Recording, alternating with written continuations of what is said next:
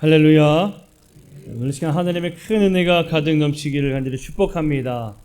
성령 강림절은 제14주에 모인 우리 모든 성도들에게 하나님의 한량없는 은혜와 사랑이 가득 넘치시기를 축복합니다. 예수 그리스도의 통치를 바라며 끝까지 승리하는 우리 모든 성도 여러분들이 되시기를 또한 간절히 축복합니다. 우리 전후좌우에 계신 분들과 함께 서로 인사 나누겠습니다. 사랑하고 축복합니다. 사랑하고 축복합니다. 인사 나누겠습니다. 한 번 더 인사 나눕시다. 당신은 소중한 사람입니다. 당신은 소중한 사람입니다. 예. 아멘. 감사합니다.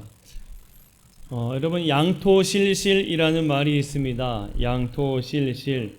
두 마리 토끼를 잡으려다 둘 다 놓친다라는 의미이지요. 사실 우리가 이 이야기를 잘 알고 있음에도 불구하고 우리가 살아가면서 이러한 잘못을 또한 실수를 그 길을 갈 때가 종종 발생하게 됩니다.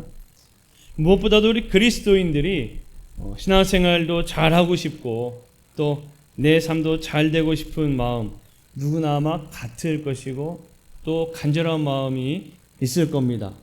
하지만 신앙의 성장을 하면서도 내 삶도 똑같이 잘 성장되어 잘 되는 것만은 아닌 것을 우리가 여실히 이미 경험한 바가 있습니다. 내가 신앙도 성장하고 내 삶도 잘 되기를 원하지만 그렇지 못할 때가 많이 있다는 거죠. 예수님은 우리의 인간적인 욕심이 얼마나 큰지 너무나 잘 알고 계셨던 분이십니다. 그래서 우리에게 또 예수님을 따르던 많은 사람들에게 얘들아 너희가 부자가 되려고 그렇게 노력하지 마라. 오히려 영의 양식을 구하라. 그렇게 계속 가르치시고 말씀을 하셨습니다. 부자가 하나님 나라에 들어가는 것이 쉽지 않다. 그런 말씀을 참 많이 하셨던 것을 우리가 알 수가 있습니다. 그런데 여러분, 예수님께서는 우리에게 너희가 부자 되려고 그렇게 노력하지 말라고 하지만 우리 마음은 어떻습니까? 우리 마음은 사실 그렇지 않잖아요. 예수님은 비록 너희가 그렇게 부더니 너무 많은 것을 얻으려고 하지 말고 영의 양식을 좀 구해라. 하늘나라의 것을 구해라 라고 말씀하시지만 우리는 어때요? 구하면서 신앙생활도 잘하고 싶고 또 누리면서 또 하나님 나라를 소유하고 싶은 마음이 우리의 마음입니다. 그러면 여러분, 우리의 이런 마음은 예수님께서 말씀하신 것과 좀 다른 길이니까 잘못된 것일까요? 우리가 조금 더 누리고 좀 더 많은 것을 갖고자 하는 이런 마음이 과연 잘못된 것이냐는 겁니다. 아닙니다. 하나님은 우리에게 복 주시기 원하시고 하나님은 우리가 많은 것을 누리기를 원하시는 은혜의 하나님 되신 줄로 믿습니다.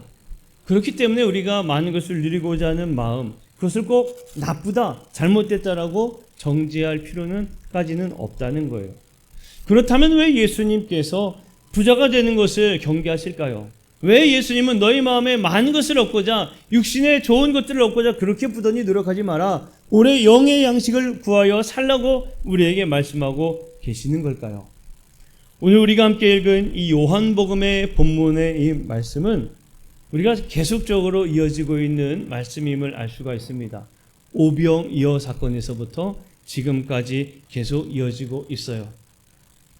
오병이어 사건은 예수님의 은혜로 풍성함을 누린 참 놀라운 축복의 사건이었습니다. 작은 것으로 너무나 많은 것을 누린 하나님의 축복된 사건. 하지만 이 사건이 한편으로는 우리의 갈급함, 우리의 궁핍함을 여실히 드러내는 그러한 사건이기도 한다는 거예요. 주님의 은혜로 풍성함을 누린 백성들이요, 예수님을 쫓아다니기 시작했습니다.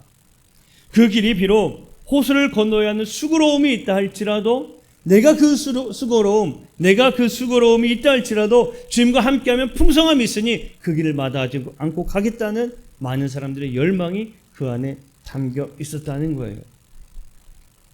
그런데 예수님께서 이 예수님을 쫓아오는 사람들에게 똑같이 오병이어와 같은 풍성함을 누리는 그런 복을 주시는 것이 아니라 오히려 우리가 계속 보았던 말씀처럼 사람들에게 내가 생명의 빵이니 나를 먹어야 된다. 나를 먹는 사람은 영원히 살 것이다. 이런 말씀을 계속 하시는 겁니다. 많은 사람들은 예수님과 함께해서 조금 더 나은 것, 그동안 경험하지 못한 예수님과 함께하니까 넉넉하고 풍성하고 오히려 남더라 이런 것들을 누리고 싶었는데 예수님은 그런 은혜를 이제 더 이상 주지 않고 얘들아 내가 생명의 빵이다. 나를 먹어라. 너희들은 영의 양식을 구해야 된다. 이런 말씀만 하고 있는 겁니다. 이 말씀을 현실을 사는 당시의 많은 사람들에게 쉽게 받아들이기 어려운 말씀이었습니다. 당장 배고픔의 허덕이었고 당장 하루하루 살기 힘들었던 그들에게 있어서 영의 것을 구한다. 이 이야기는 참 어려운 말씀이었어요. 더욱이 예수님께서 나를 먹으라 라고 이야기하시니 도대체 예수님을 먹는다는 이야기 뭔가 참 어려운 말씀입니다. 그러니 사람들의 귀에 잘 들리지 않는 게 당연해요. 예수님이 가르치는 말씀이 잘 들리지 않는 겁니다. 오늘 본문에 보면 여러분 뭐라고 이야기하냐면 한번 말씀을 볼까요? 요한복음 6장 60절 말씀에 이렇게 이야기를 합니다. 같이 읽어봅시다. 시작. 제자 중 여럿이 듣고 말하되 이 말씀은 어렵도다. 누가 들을 수 있느냐 한대. 아멘. 제자들이 뭐라고 이야기하고 있습니까? 이 말씀이 어떻다고요? 어렵다는 거예요. 예수님이 하신 말씀이 쉽지 않아요. 내가 생명의 양식이니 나를 먹어라. 야, 이게 도대체 무슨 말이야? 어려워요.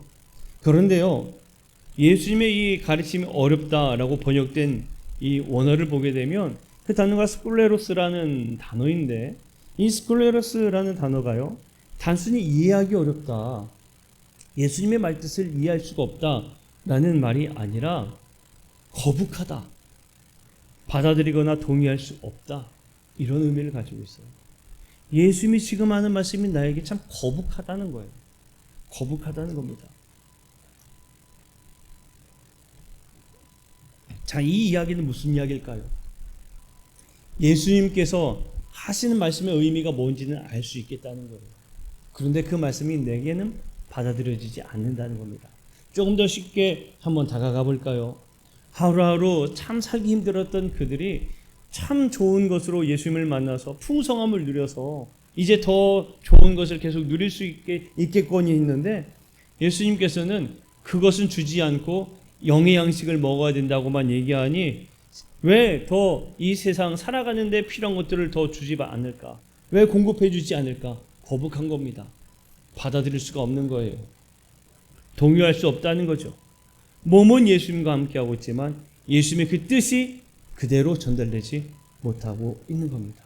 그래서 통일할 수 없다는 이야기예요. 여러분, 이 본문 속에 나타나는 이 이야기는 가만 생각해 보잖아요. 가만 생각해 보면 그때 당시의 사람들과 지금의 우리들과 똑같이 나타나는 반응입니다.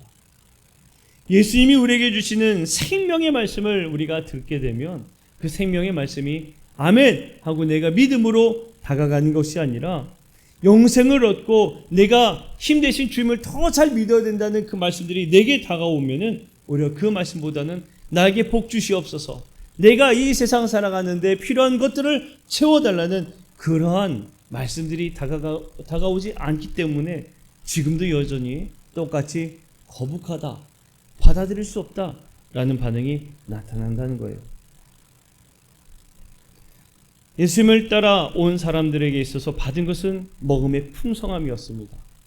그런데 예수님은 계속 말씀하시는 게 육신의 것은 필요 없다. 육신은 사라질 것이다. 영의 양식이 되는 예수님을 먹으라. 나를 먹으라. 이런 말씀을 하시니 계속해서 예수님을 따를 수가 없다고 판단한 겁니다. 그래서 오늘 본문에 요한복음 6장 66절 말씀해 보세요. 뭐라고 얘기합니까? 한번 읽어볼까요? 시작. 그때부터 그의 제자 중에서 많은 사람이 떠나가고 다시 그와 함께 다니지 아니하더라. 예수님의 큰 은혜를 누려서 예수님을 쫓아갔는데 계속 이제 예수님이 육적인 것을 채워주지 않고 영적인 것으로 너희들의 신앙을 위해서 하느님의 뜻을 구하라는 그러한 영의 양식을 계속 공급해 주시니까 예수님을 떠나기 시작한 겁니다. 많은 이들이 예수님의 가르침을 받아들이기 어려워 떠나가기 시작했습니다. 여러분, 떠나간 사람들이 그러면 잘못한 것입니까? 그들을 정죄하겠습니까? 예수님을 떠났다고 그들을 정죄하겠냐고요. 왜 예수님을 떠납니까? 좋은 거 줄 때는 그저 좋다고 따라다니다가 생명의 양식을 먹으라 얘기하니 왜 떠나갑니까? 그렇게 정죄할까요? 아니에요. 이들이 원하는 육신의 풍성함을 누리는 하느님의 복은 결코 나쁜 게 아닙니다. 하나님께서는 우리에게 분명히 복 주시기를 원하시는 분이니까요. 하지만 예수님의 말씀을 받아들이지 못한 이유는 바로 여기에 있습니다. 육신에 너무나 가깝게 살아가고 있기 때문에 그렇다는 거예요. 우리가 이 세상에 너무나 현실 가운데에 육적인 것에만 너무 치중된 삶을 살아가고 있기 때문에 그렇다는 이야기입니다. 라풍텐 우화집이라는 책이 있습니다. 라풍텐 우화집이라는 책에 보면 지혜를 파는 광인이라는 제목의 한 챕터의 글이 있어요. 이 내용에 보면 이런 내용이 담겨 있습니다. 어느 광인이 거리를 이리저리 돌아다니게 돼요. 여러분, 사실 말이 좋아서 광인이죠. 이거를 조금 노골적으로 표현하면 뭐라고 표현할 수 있을 것 같습니까? 광인. 조금 노골적으로 얘기하면 미친놈이라고 얘기할 수 있어요. 이 미친놈. 광인이요, 거리를 이리저리 헤매고 돌아다니면서 뭐라고 하냐면 내가 여러분들에게 지혜를 팔겠습니다 라고 이야기를 하는 거예요. 조금 더 쉽게 미친놈이 거리를 다니면서 내가 지혜를 팔겠습니다 라고 이야기를 하는 겁니다. 사람들이 그 이야기를 들으니까 오, 저 사람이 지혜를 판다고 하네 라고 이야기해서 돈을 들고 그 광인 앞에 가는 거예요. 광인이 어떻게 했을까요? 그 돈을 받고 뺨을 한 대 그냥 세게 탁 때리는 겁니다. 그러면 멀쩡했던 사람이 나는 돈 주고 지혜를 사겠다고 돈을 냈는데 내 돈도 사라지고 뺨 한 대 맞고 아주 황당한 일 아닌가요? 너무나 이해할 수 없는 일이잖아요. 그렇다고 해서 여러분, 아니 지금 당신 뭐 하는 거냐고 따질 수 있겠습니까? 따질 수 있냐고요. 여러분, 미친 사람이라고 그랬잖아요. 미친 사람이 지혜를 판다고 미친 사람한테 가서 나 그 지혜 사겠다고 이야기했는데 뺨 한 대 맞았다고 이야기하고 다른 사람들 이야기를 해보세요. 그거를 그래? 어떻게 그럴 수가 있어? 정말 저 사람 정말 미친 사람 이렇게 옹이해 줄 사람이 어디 있냐는 거예요. 오히려 그 얘기를 하면 내 자신이 부끄러워지는 거죠. 아니 미친 사람이 지혜를 판다는 이야기를 듣고 왜 돈을 가지고 가서 그에게 지혜를 산다고 그래? 라고 이야기할 게 뻔하잖아요. 그런데 이 사람이요, 광인이 뺨을 때리고 10자가량 되는 끈을 하나씩 이렇게 주었거든요. 이 10자가량이 약 3m 되는 정도의 길이입니다. 3m 정도. 제법 거리가 돼요. 3m면. 어떠한 사람이 광인에게 속아서 뺨을 맞았어요. 그리고 끈을 받아들였죠. 3m 되는 가량에. 너무나 당황스러워서 현자를 찾아가서 다른 사람에게 이야기 말은 못하겠고 현자를 찾아갔습니다. 그 현자에게 자초지정을 이야기했죠. 선생님, 제가 저 광인에게 지혜를 판다고 그래서 돈을 들고 갖다 주었는데 돈도 뺏기고 뺨 한 대 맞고 이 3m 되는 가량, 10자가량의 끝마 얻었습니다. 억울해 죽겠습니다. 이렇게 이야기를 하니까 현자가 이렇게 이야기를 했습니다. 여기엔 그야말로 깊은 의미가 감춰져 있습니다. 충고를 따르며 올바르게 처신하려는 사람들은 광인들과 대개 이 끈만큼의 거리를 유지할 것입니다. 그렇지 않으면 당신처럼 뺨을 맞게 될 터이니 말입니다. 당신은 절대 속은 것이 아닙니다. 그 광인이 판 것은 지혜입니다. 여러분 이해 가십니까? 광인이 지혜를 판다고 이야기했을 때 지혜로운 사람은 광인이 주는 그 끈 거리만큼 이미 멀리 떨어져서 가까이 하지 않는다는 겁니다. 왜냐하면 저 사람은 미친 사람이라는 걸 아니까. 그런데 광인에게 가까이 가서 지혜를 산 사람은 뺨 한 대 맞고 역시 이만큼 떨어져야 되는구나 라는 것을 알았고 깨달았으니 지혜를 얻은 것은 맞다라는 거예요. 처음에 양토실실에 대해서 이야기를 나누었죠. 맞아요. 우리가 2마리 토끼를 잡지 못한 이유는 예수님의 가르침에 사람들이 떠나는 이유는 지금 광인이 주었던 10자가량의 거리, 다시 이야기해서 육과 욕심과 우리의 마음에 거리를 두는 지혜가 부족하기 때문에 우리는 그 2가지를 잡지 못하는 삶을 살아간다는 겁니다. 예수님의 말씀을 듣지 못하고 떠나간다는 거예요. 거리를 두는 지혜가 부족해서, 내 육신에 거리를 두는 지혜가 부족해서 우리는 그 예수의 말씀을 듣고 떠나간다는 겁니다. 거리를 두기보다는 더 가깝게 다가가고자 하는 육적인 마음에 또 욕심적인 것들에 가깝게 가고자 했던 우리의 마음이 강해서 생명보단 육을 따르는 우리의 모습이 여실히 드러나기에 떠난다는 겁니다. 예수님을 따르던 사람들도 배고픔과 굶주림에 허덕이던 삶에서 예수님을 만나고 드디어 잠시의 풍성함, 풍요 이걸 누렸고 그 은혜를 또 누리기 원해서 예수님을 쫓아다니기 시작했던 거예요. 이들의 신앙이 결코 잘못되었다고 할 수는 없어요. 그리고 잘못이라고 해서도 안 돼요. 그러면 뭐라고 이야기할 수 있을까요? 그저 연약한 믿음을 가지고 있었다는 겁니다. 그 믿음이 연약했다라는 거예요. 연약했다. 오늘 우리가 본 열왕기상의 본문에 보게 되면 솔로몬이 성전을 건축하고 하나님께 기도하고 있는 모습을 보게 됩니다. 참 간절히 간구하고 기도하고 있어요. 그 기도에는 하나님께서 기도할 때 반드시 들어주시리라는 확신이 담겨 있습니다. 열왕기상 8장 25절 26절의 말씀에 보게 되면 그 솔로몬이 하나님께서 다윗에게 말씀하셨던 그 말씀을 힘입어 기도하고 있는 것을 우리가 볼 수 있습니다. 이스라엘의 하나님 여호와여, 주께서 최종 내 아버지 다윗에게 말씀하시기를 네 자손이 자기 길을 삼가서 네가 내 앞에서 행한 것 같이 내 앞에서 행하기만 하면 네게서 나서 이스라엘의 왕 위에 앉을 사람이 내 앞에서 끊어지지 아니하리라 하셨사오니 이제 다윗을 위하여 그 하신 말씀을 지키시옵소서. 그런즉 이스라엘의 하나님이여, 원하건대 주는 최종 내 아버지 다윗에게 하신 말씀이 확실하게 하옵소서. 솔로몬이 간구하고 있는 기도의 내용은 하나님께서 분명히 말씀하셨사오니 그 말씀 이루어질 줄로 믿습니다라는 믿음의 간구입니다. 그래요, 우리가 하나님 앞에 간구하고 기도할 때에 우리는 이러한 믿음으로 간구하고 기도해야 될 줄로 믿습니다. 하나님이 반드시 우리의 기도를 들어주신 줄로 믿습니다.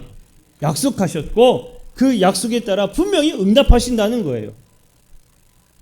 우리가 하나님께 우리의 삶을 두고 기도하며 우리의 삶에 조금 더 넉넉함과 풍성함을 원하는 건 당연하고 또 그에 대한 응답을 원하는 것도 당연합니다. 우리가 솔로몬이 원하고 기도했던 것처럼 우리도 그러한 믿음으로 간구해요. 오늘 예수님이 우리에게 하시는 그 말씀의 의미는 어떠한 의미냐 하면 바로 이런 의미입니다. 그저 받아먹던 신앙에서 이제는 좀 자라나서 비상하는 믿음을 가지라는 의미예요. 너희들이 신앙에 조금 더 자라나라 하고 말씀을 주고 있는 겁니다. 계속 받아먹는 연약한 믿음 안에 산다면 결국 주님을 떠나게 된다는 거예요. 주님이 주시는 그 풍성함만 누린다면 결국에 떠난다는 겁니다. 육적인 것만 요구한다면 너희들은 결국에 떠난다는 거예요. 여러분, 아이들에게 음식을 줄 때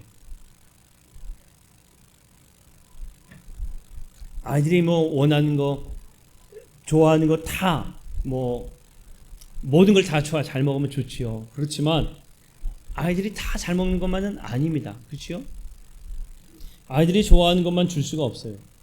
아이들이 간식을 좋아한다고 간식만 주게 되면 밥을 먹지 않습니다. 채소를 안 먹겠다고 계속 안 먹이면 어떻게 됩니까? 결국에 그 아이는 약하게 돼요. 병약하게 됩니다. 질병을 이길 힘이 생기지 못해요. 자주 아프게 되죠. 부모들은 그걸 아니까 어떻게든지 먹이려고 애를 쓰는 겁니다. 야, 이거 한번 먹어라. 이거 한번 먹어봐라. 그렇게 계속 먹이는 거예요. 이걸 먹어야 네가 성장한다. 어미새가요, 아기 새에게 열심히 먹이를 부르다 주죠. 입을 쫙 벌리면서 틱틱틱 하면은 어미새들이 그 아기 새의 입에 먹이를 계속 공급해 줍니다. 그런데 여러분, 어미새가 아기새에게 계속 먹이를 공급해 주는 것으로 계속 그렇게 키우나요? 아니에요. 아기새에게 계속 먹이만 주지 않습니다. 그러면요, 이제 좀 날게 하도록 더 이상 먹이를 주지 않아요. 너희가 스스로 날아서 이 땅 하늘 높이 날아오르고 저 넓은 대지를 날아다니면서 너희들 스스로 먹이를 찾아 살아야 된다라고 가르치죠. 계속 아기새가 엄마 밥 주세요 하고 짹짹거리는 거기에 공급해줘서 날 수 있는 방법들을 가르치지 않으면 그 아기새는 어떻게 될까요? 결국엔 죽게 되는 겁니다. 나는 방법도 모르고요, 먹이 찾는 방법도 모르고요, 저 하늘이 얼마나 높은지, 대지가 얼마나 높은지 이런 것을 아무도 모르게 되는 겁니다. 그래서 어미새는 아기새가 엄마 밥 주세요 아무리 애걸해도 네가 날아야 된다라고 계속 가르치는 겁니다. 네가 날아서 스스로 성장해서 이젠 너희 스스로 독립하여 먹이를 구해서 먹어라, 살아라, 그렇게 가르치지요. 어미새는 자신의 자식이 성장해서 하늘을 높이 날기를 원하고 또 스스로 살기를 원하는 거예요. 예수님께서 예수님을 따라오는 사람들에게 계속 영의 양식의 말씀을 하신 이유가 바로 여기에 있습니다. 육신의 풍성함을 바라고 하늘의 힘을 찾게 되면 결국에 육신의 욕망에 갇혀버리게 되기 때문에, 광인의 지혜를 판다고 가까이 갔다가 한 대 뺨을 맞은 것처럼 육신의 욕망으로 구하여 얻은 것들을 사라지는 것들이기 때문에 우리에게 영원한 힘이 되어주지 못하기 때문에 오히려 육적인 것들은 우리의 뺨을 때리는, 우리를 배반하는 것들이기 때문에 예수님은 더 이상 우리가 사라질 것에 궁핍한 삶을 사는 것이 아니라 하나님이 주신 그 영의 양식을 따라 더 넓은 세계로 주님이 주신 은혜를 누리며 살라고 예수님이 말씀하고 있는 거예요. 왜입니까? 영생의 말씀은 사라지지 않고 우리에게 계속 남아있기 때문에 그렇습니다. 남아있는 것으로 이 세상 바라볼 때에 내가 이전에는 없던 것을 계속 찾았다면 이제는 하나님이 내게 공급해 주신 있는 것을 찾을 수 있는 눈이 되어지게 되고, 좌절과 절망을 안고 살도록 하는 것이 아니라 설 수 있도록 힘을 주시는 주님을 바라보게 만든다는 겁니다. 영생을 사모할 때에는 예수 안에 생명이 있음을 알아서 주님을 더 이상 떠나지 않게 된다는 그 의미를 우리에게 말씀해 주고 있는 거예요. 주님의 양식으로 성장하여 영의 성장을 얻게 된다는 것을 예수님은 우리에게 말씀하고 가르쳐주고 있는 겁니다. 그 말씀을 계속 들으면 그전에는 나나여 어렵지 못했던 말씀들이 들리기 시작하는 겁니다. 그전에는 거북하다고 듣지 못했던 것들이, 예수님이 왜 이 말씀을 하셨는가, 왜 하나님이 내게 이 말씀을 주셨는지 이제는 그 말씀의 의미를 알기 시작하는 거예요. 그래서 그 말씀들이 들리기 시작하는 겁니다. 그 말씀들이 믿어지기 시작하는 겁니다. 그래서 먹지 않던 채소도 먹게 되는 거고 먹지 않던 단단한 음식도 먹게 되는 것입니다. 더 이상 먹이만 받아먹던 삶이 아니라 우리에게 베푸신 높은 하늘의 그 은혜의 자유함을 누리게 되는 것이고, 그 양식이 우리의 힘이 되어 이 땅에 하나님이 우리의 참된 힘이요 능력됨을 깨닫게 되는 놀라운 은혜의 삶을 우리가 누릴 수 있게 된 줄로 믿습니다. 요한복음에서 예수님께서 12제자에게 물어봅니다. 너희까지도 떠나가고자 하느냐? 너희도 떠나갈 거니? 라고 물어봐요. 그때 시몬 베드로가 이렇게 대답을 하지요. 요한복음 6장 68절 69절 말씀에 보면 이렇게 이야기를 합니다. 자, 우리 한번 함께 읽어볼까요? 시작. 시몬 베드로가 대답하되 주여, 영생의 말씀이 주께 있사오니 우리가 누구에게로 가오리이까? 우리가 주는 하나님의 거룩하신 자이신 줄 믿고 알았사옵나이다. 아멘. 베드로가 이야기합니다. 주여, 영생의 말씀이 주께 있습니다. 어딜 갑니까? 우리가 하나님의 거룩하신 주님, 예수님이 하나님의 거룩하신 분임을 이제 알았습니다. 고백하고 있어요.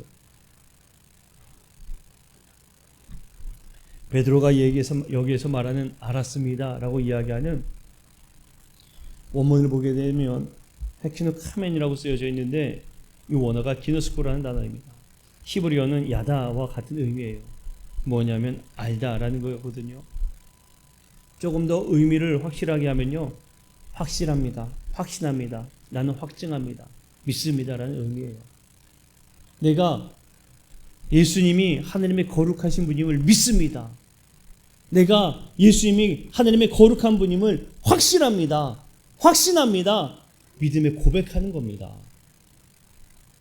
사랑하는 성도 여러분, 베드로의 이 고백이 어떻게 나왔겠습니까? 이 고백은요, 베드로가 예수님과 함께 동행하면서 그전에는 먹고 살고자 그물을 내리는 삶을 살았다면 이젠 예수님과 동행하면서 예수님과 함께 하니까 무엇이든지 가능하구나. 예수님이 정말 나를 살리는 분이구나. 예수님이 함께 하면은 정말 내 삶에 더 이상의 부족함이 없구나. 이걸 알게 되는 거예요. 예수님과 동행하던 제자들이요, 어떤 좋은 집에 살았습니까? 아주 맛 좋은 것들로 진수성찬을 누리며 살았나요? 아니에요. 예수님과 늘 동행하며 거리에서 자고요, 늘 그저 어렵게 살았습니다. 그런데 베드로는 이 안에 생명이 있음을 안 거예요. 그래서 베드로가 고백한 겁니다. 내가 확신합니다. 생명이 여기 있습니다. 베드로의 이러한 고백이 우리 모든 성도들의 고백이 되기를 간절히 축복합니다. 우리가 믿는 하나님은 우리를 살리시는 하나님입니다. 능력의 하나님이세요. 생명의 하나님임을 여러분 고백하시기를 축복합니다. 구원의 하나님 되심을 믿음으로 여러분 고백하시기를 간절히 축복합니다. 우리가 이 믿음을 알았다면 이제는 우리가 그 믿음의 고백을 전하는 성도의 삶을 살아야 한 줄로 믿습니다. 우리가 함께 읽었던 열왕기상 8장 41절 43절에 보게 되면 솔로몬이 뭐라고 이야기하냐면 이방인들이 이곳에서 기도할 때에도 응답하실 줄로 믿습니다라고 고백하고 있어요. 이스라엘 백성들이요, 선민사상이 있잖요, 우리에게만 그 하나님의 은혜가 있을 것입니다라고 이야기하는 것이 아니에요. 우리에게만 그 은혜가 넘쳐납니다가 아닙니다. 그 은혜를 이제 이방인들도 알고 깨달아서 고백할 때 그 은혜가 넘쳐날 줄로 믿습니다라고 고백하고 있는 겁니다. 그러기 위해서 어떻게 해야 됩니까? 우리가 전해야죠. 생명이 여기 있습니다. 넉넉함이 여기 있습니다. 풍성함이 여기 있습니다라고 전하는 삶을 우리가 살아야 될 줄로 믿습니다. 오늘 이 시간에 말씀을 정리하면서 이 믿음을 가지고 여러분, 하나님만이 나의 생명 되십니다. 주님만이 나의 힘이십니다. 주님만이 나의 구원이십니다 라고 고백하는 우리 성도가 되기를 간절히 축복합니다. 그리고 이러한 고백을 가지고 믿지 아니하는 많은 이웃들을 향해서 생명이 여기 있습니다. 참 누려야 할 게 여기 있습니다. 행복이 여기 있습니다. 같이 누립시다. 같이 찾읍시다. 같이 그것을 누리며 살아갑시다라고 증거하며 살아가는 결단하는 우리 성도들이 되기를 간절히 축복합니다. 우리 함께 말씀을 기억하면서 나의 힘이 되신 여호와여 내가 주님을 사랑합니다. 우리 함께 결단하며 우리 함께 또 찬양하고 기도하는 시간 갖도록 하겠습니다.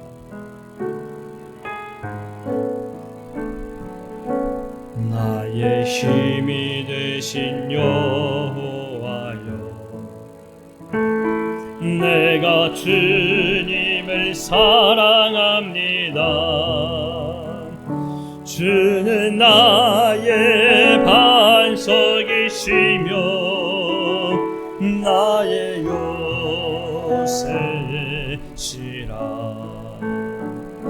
주는 나를 건지시는 나의 주 나의 하나님 나의 피할 바위시여 나의 방패시라면 나의 하나님 나의 하나님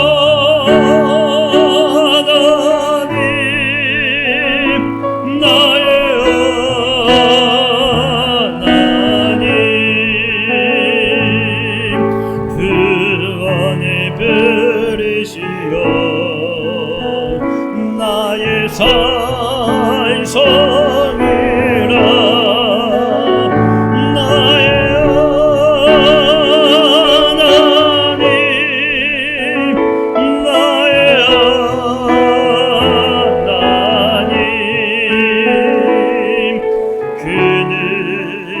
나의 여호와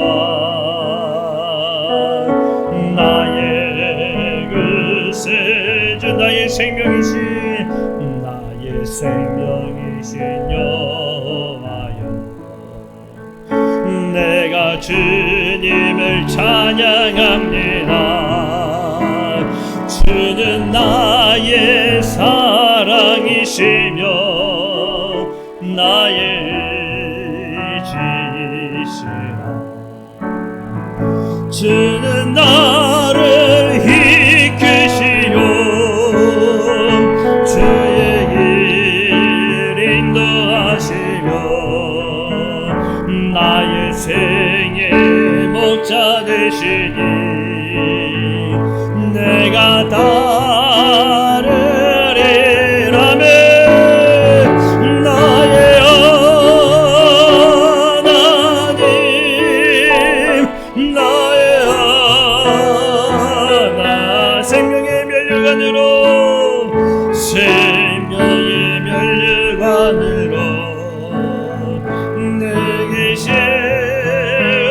세우소서.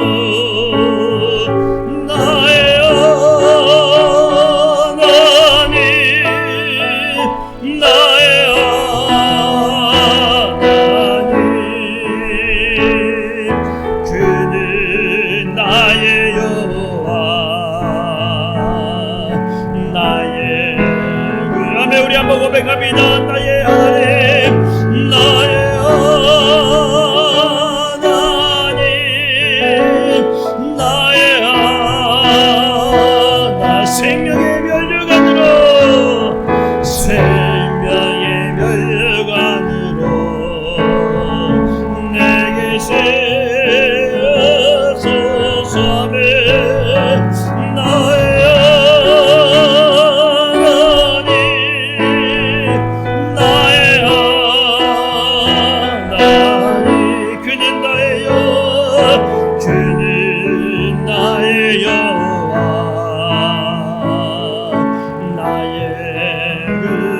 우리 한 번 더 나의 하나님 나의 하나님 나의 하나님 나의 하나 그는 나의 여호와 그는 나의 여호와 나의 구세주. 아멘. 그래서 함께 기도할 때 하나님 오늘 베드로의 고백처럼 주님이 우리의 생명이 되며 우리의 힘이 됨을 고백합니다.